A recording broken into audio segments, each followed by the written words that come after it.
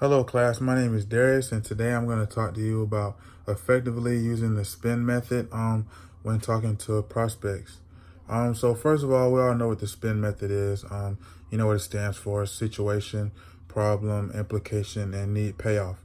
But using this system effectively is a great way to close a sale or even make a sale with potential prospects.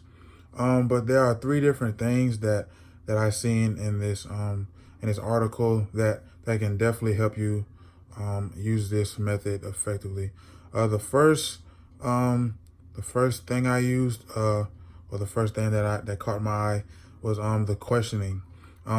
Questioning is way more important than people may think when using this method. So implicating and using these questions more effectively is key to making a sale with a prospect. Second, there are misconceptions about objections. So fixing this misconception could definitely help you out in the long run when making a sale to future prospects. And the last thing I wanted to cover was important tips when presenting your product or service to the prospect in order to make it more appealing. First of all, I want to talk to you guys about the different types of questions that can be asked in order to get information for the prospect in order to appeal to them.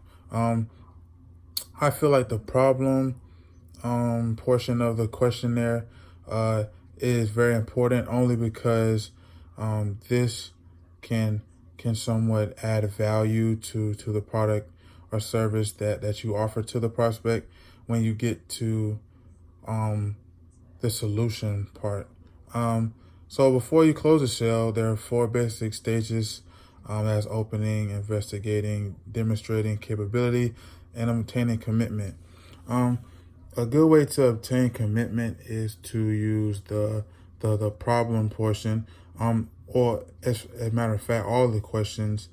When using these questions, you want to present reasonable or common areas to where that you can solve the problem and that it can add value for the prospect by purchasing it. And the next step, there's misconceptions about objections.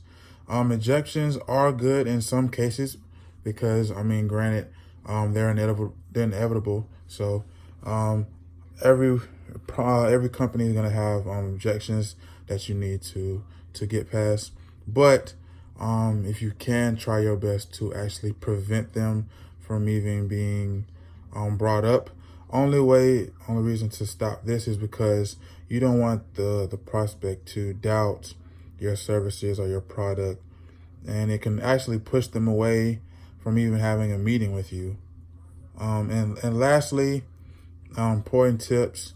One of the important tips is actually preventing the objections, only because it's going to be harder to present your case when all you're having to do is just talk about the objections and trying to explain them. This is not good because now you're wondering why the prospect hasn't bought in. And the reason they haven't bought in because maybe you haven't explained the product or the service correctly enough. Therefore, they have objections. But the three things that you can use in order to make a sale more effectively is focus on the questioning, making sure that your questions are actually valuable questions that pertain to the prospect. The next thing is to prevent the objections, and then the third thing is to deeply explain the product. That way, they won't have any further questions, or they can feel more attached to your product. All right, thank you, class.